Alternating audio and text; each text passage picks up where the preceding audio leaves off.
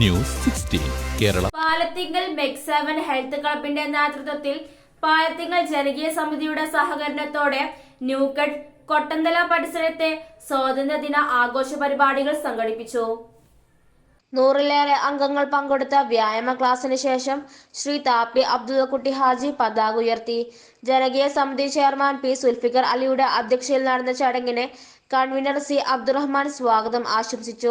മെക്സ്7 chief coordinator doctor Haroon Abdul Rasheed സ്വാതന്ത്ര്യദിന സന്ദേശം നൽകി. മുഹമ്മദ് ആക്കിഫ് അലി ചൊല്ലിക്കൊടുത്ത പ്രതിജ്ഞാവാചകങ്ങൾ അംഗങ്ങൾ ഏറ്റുചൊല്ലി.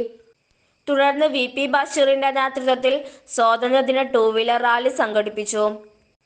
മാതൃകാപരമായ ജീവകാരുണ്യ പ്രവർത്തനങ്ങൾക്ക് നേതൃത്വം കൊടുക്കുന്ന ശ്രീ താപ്പി അബ്ദുള്ളക്കുട്ടി ഹാജിയെ ചടങ്ങിൽ വെച്ച് മെക്സ്7 സീനിയർ മെമ്പർ പൊന്നാട അണിയിച്ച് ആദരിച്ചു. Shri M P Abubakar, Shri T P Murali, Mubashir Kundanath തുടങ്ങിയവർ സംസാരിച്ചു. റിപ്പോർട്ട് നബീൽ പരപ്പനങ്ങാടി.